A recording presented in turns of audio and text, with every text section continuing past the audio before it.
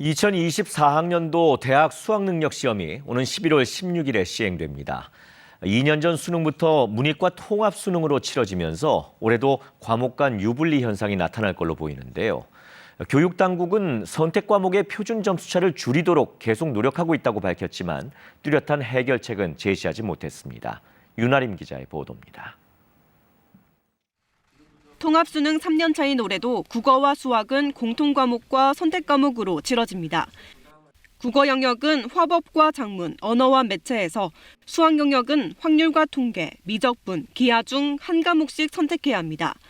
EBS와 수능 연계율은 50%로 지난해와 같지만 도표와 그림 등의 수정 정도를 줄여 체감 연계율을 높이기로 했습니다. 통합수능 이후 매년 제기되고 있는 선택 과목 간 유불리 문제는 올해도 재현될 것으로 보입니다. 교육당국은 문이과 구분을 없애 학생들이 진로에 따라 과목을 선택하도록 했다지만 표준 점수가 잘 나오는 과목을 선택하는 학생이 늘고 있기 때문입니다. 실제로 지난해 수능에서 국어와 수학의 표준 점수 최고점은 11점이나 차이가 났습니다. 자신이 적성을 따라서 선택 과목을 골랐는데 표준 점수에서 피해를 본다라는 그런 현상이 발생할 수도 있을 것 같아서 특히 대부분 대학은 입시 과정에서 인문 계열은 선택 과목에 제한을 두지 않지만 자연 계열은 수학에서 미적분이나 기하 중 한 과목을, 탐구 영역에서 과탐을 선택하도록 하고 있습니다. 이렇다 보니 인문 계열 학생이 불리하다는 지적이 계속 나오는 겁니다. 전문가들은 통합수능이라는 취지에 맞게 대입제도 등이 함께 변해야 한다고 지적합니다.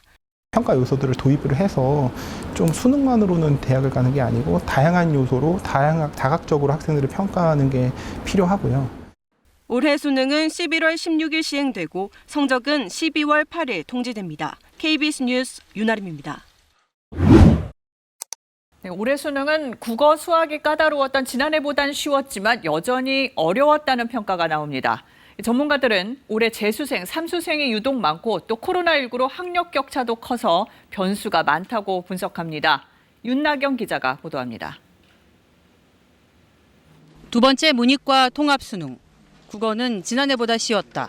영어는 다소 어려워졌다는 반응이 많았습니다. 수학은 비슷했다는 분석도 있지만 체감 난이도는 달랐습니다. 고난이도 문제가 많이 없어서 좀 수월하게 풀 수 있는 문제가 많았고 다른 과목들은 전체적으로 쉽게 나왔는데 수학은 좀 어렵게 나온 것 같아요. 출제위원들은 지난해 불수능 논란에 올해는 EBS 연계율을 50% 수준으로 높였고 선택 과목에 따른 유불리를 줄이는 것에 중점을 뒀다고 강조했습니다. 그러나 수험생들은 걱정이 앞섭니다. 미적분이랑 확률과 통계 점수를 똑같이 받았을 때 그 표준 점수는 이제 미적분이 더 높은 경우가 훨씬 많다 보니까 올해도 국어와 수학은 공통 과목의 선택 과목을 각각 한 과목씩 택하는데 지난해 표준 점수가 높았던 언어와 매체, 미적분 선택 비율이 높아졌습니다. 선택 과목을 어떤 과목을 택하느냐에 따라 유불리 문제가 발생할 수 있다는 지적은 계속되고 있고 사실 이 문제를 완전히 해소하기는 어려운 상황이다. 특히 올해 수능은 수험생 3명 중 1명이 졸업생 등 N수생입니다. 코로나19로 인한 재학생의 학력 격차 우려도 있어 N수생과 이과생의 강세가 이어질 거란 전망이 나오고 있습니다. 인문계열의 이제 침공이라고 표현을 했는데 그 친구들이 사실은 올해 다시 재도전하는 친구들이 상당히 많아요. 예년에 비해서도 좀 경쟁이 좀 치열하지 않을까라고 생각이 듭니다. 이번 수능에 대한 이의 신청은 오는 21일까지, 29일 최종 정답 확인과 채점을 거쳐 성적은 다음 달 9일 통지됩니다. KBS 뉴스 윤나경입니다. 네, 올해 수능 채점 결과도 오늘 나왔는데요.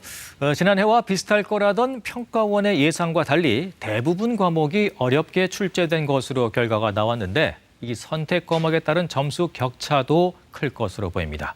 이지훈 기자입니다. 처음으로 문이과 통합으로 치러진 올해 수능. 평가원은 지난해와 난이도가 비슷하다고 했지만 결과는 이른바 불수능이었습니다. 국어와 수학의 표준 점수 최고점은 각각 149점과 147점으로 지난해보다 훨씬 높았습니다. 특히 국어 영역은 역대 가장 어려웠던 2019학년도 수능 다음으로 표준 점수가 높았고 만점자도 전국에 28명뿐이었습니다. 수학의 경우 만점자는 지난해보다 늘었지만 전체 평균은 하락했습니다.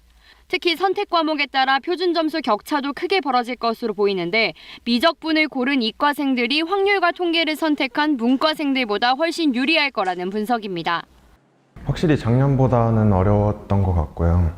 또 선택 과목이란 게 생겨서 또 표점이 달라지니까 문과에 많이 불리해졌던 것 같습니다. 수학에서 최상위권은 이과에서 독차지했을 가능성이 굉장히 높습니다. 그래서 이과 학생이 만약에 문과로 지원했을 경우에는 문과 최상위권 학생들의 타격이 굉장히 심할 수도 있습니다. 절대평가인 영어는 1등급이 6% 정도로 지난해의 절반 수준이었습니다. 결국 국영수가 다 어려웠다는 건데 코로나19 장기화로 공부에 집중하기 어려운 환경에서 발생한 학생들의 학습 결손을 충분히 반영하지 못했다는 지적입니다. 이에 대해 평가원은 표준 점수 최고점이 난이도에만 관련된 건 아니라면서도 코로나19로 인한 학력 격차가 수능에 영향을 미쳤는지 여부는 좀 더 세밀한 분석이 필요하다고 설명했습니다. 학생들과 부모님들이 체감하면서 어려움을 느꼈다면 그것 자체가 저희들은 상당히 중요한 사실이라고 생각을 합니다. 올해 수능 전 과목 만점자는 단 1명, 지난해에는 6명이었습니다. KBS 뉴스 이지윤입니다.